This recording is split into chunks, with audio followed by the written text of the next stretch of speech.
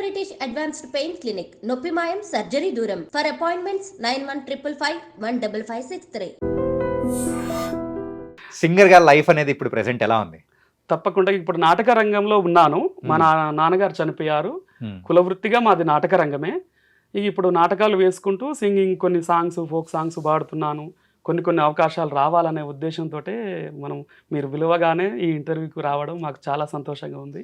ఏంటంటే మన మెయిన్గా కళారంగంలో ఏంటంటే అవునవును, ఒక దగ్గర ఒక స్కిల్ ఉంది అని అంటే వాళ్ళని అంటే ఎంకరేజ్ చేయడానికి కానీ ప్రతి ఒక్కరు రెడీగా ఉంటారు. ఉంటారు తప్పకుండా. అలాంటిది మన ఐ డ్రీమ్స్ మీడియా వాళ్ళకు కూడా కృతజ్ఞతలు. ఖచ్చితంగా అన్న.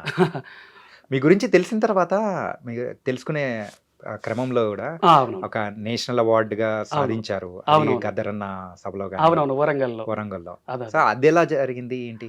గద్దర్ యాది సభలో గద్దరన్న చనిపోయిన తర్వాత యాది సభలు పెట్టారు వరంగల్లో అందరూ పార్టిసిపేట్ చేశారు.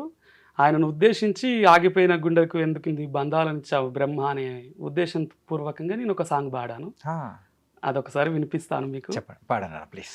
ఆగిపోయే గుండెకెందుకిన్ని బంధాలనిచ్చినవు బ్రహ్మ, గాలి విడితే బూడిదయ్యటి నా దేహం నీ చేతిలోని బొమ్మ, ప్రాణం పనంగబెట్టు కన్న తల్లిని, పంచ ప్రాణాలు నా మీద పెట్టు కున్న నాన్నని, ఆట పాటల్ల తోడు గుండె అన్నని, అల్లరు ముద్దుల బంగారు చెల్లిని, ప్రాణం ఉన్నంత వరకు వీడరానిది, ప్రాణం ఉన్నంత వరకు వీడరానిది, ప్రాణం వెళ్ళిపోతుంటే నా తోడు రానివి, ఆగిపోయే గుండెకెందుకిన్ని బంధాలనిచ్చినావు బ్రహ్మ, గాలి విడితే బూడిదయ్యటి నా దేహం నీ చేతిలోని బొమ్మ.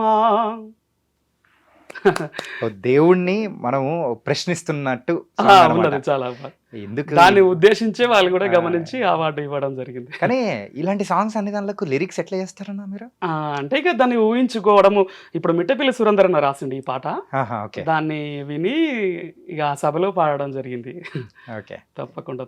కానీ అలాంటి అవార్డు రావడం చాలా గొప్ప విషయం. అవునవునవును, వచ్చిన తర్వాత మా ఊర్లో కూడా మంచి పేరు వచ్చేసింది. దాని నుండి కొన్ని ఆఫర్స్ కూడా వస్తున్నాయి.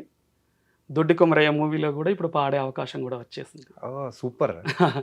ఇంకా మరిన్ని రావాలని ఆశిస్తున్నాం. మన ఖచ్చితంగా వస్తాయన్న, తప్పకుండా రావాలి. అండ్ తెలంగాణ ఉద్యమం తర్వాత సో కళాకారుల యొక్క పరిస్థితి అనేది ఎలా ఉందంటారు? చాలా చాలా బాగుంది. ఇప్పటి వరకు ప్రస్తుతం నడుస్తుంది మంచిగానే. ఇక ముందు కూడా మంచి అవకాశాలు వచ్చి తెలంగాణ కళాకారులకు ఉన్నత శిఖరాదులు అధిరోహించాలని కోరుకుంటున్నా. అంతే, ఉండాలి అలా. ఓకే, అండ్ గవర్నమెంట్ తరపు నుంచి మీకు ఏమన్నా ప్రోత్సాహకాలు కానీ లేకపోతే ఎట్లా? కొన్ని లభిస్తున్నాయి ఇప్పటికి, ఇంకా మరిన్ని కూడా లభించాలని కోరుకుంటున్నాం. అంతే. నేను అక్కడ మానకొండ సైడ్ పోయినప్పుడు కూడా అక్కడ మన అన్న వాళ్ళతో కొంతమందితో కూడా ఒక ప్రోగ్రామ్ అనేది చేశావా? ఏంటంటే ఆ బంతి పూల తోటలో కూర్చోబెట్టి అన్న వాళ్ళతో కూడా పాటలు పాడించడం కానీ చేశారు అనమాట. అంతే కదా, అద్భుతంగా పాడతారు అనమాట. ఏంటంటే మీరు ఇది కుల వృత్తిగా మీరు తీసుకొని ముందుకెళ్తున్నారు కాబట్టి, దాని మీద ఆధారపడుతున్నాం కాబట్టి గవర్నమెంట్ కూడా మమ్మల్ని గుర్తించాలి, మంచి అవకాశాలు ఇవ్వాలని మనస్ఫూర్తిగా కోరుకుంటున్నాం.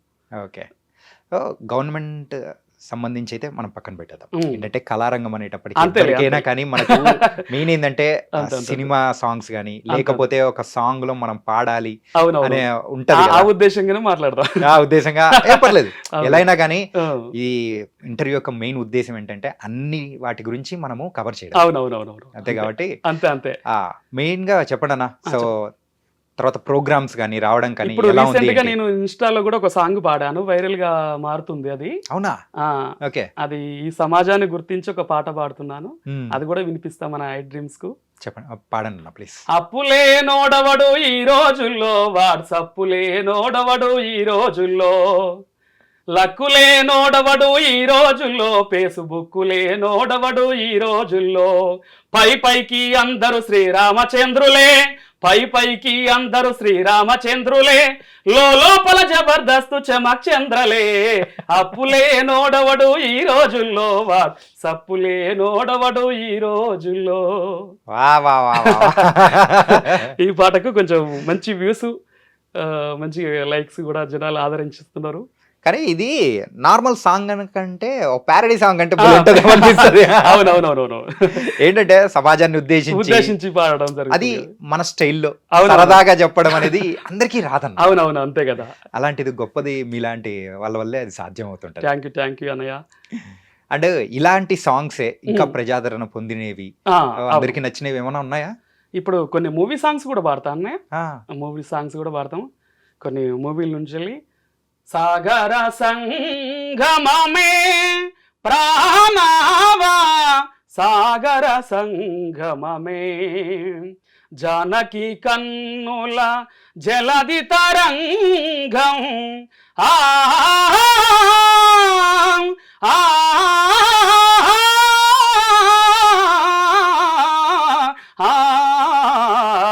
ఆ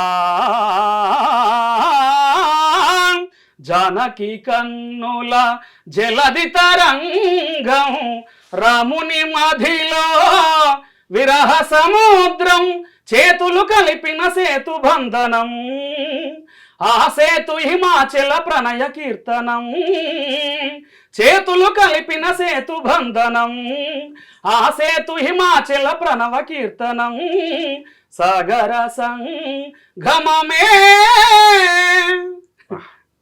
నా సంగీతం ఎక్కడ నేర్చుకున్నారా? లేదు డాడీ గారి గురించే నాన్నగారి చెల్లి నాటకాలు వేస్తాడు కదా, ఆ, అప్పటి నుండి కూడా మా బ్లడ్ కూడా ఆ రకంగా వస్తుంది.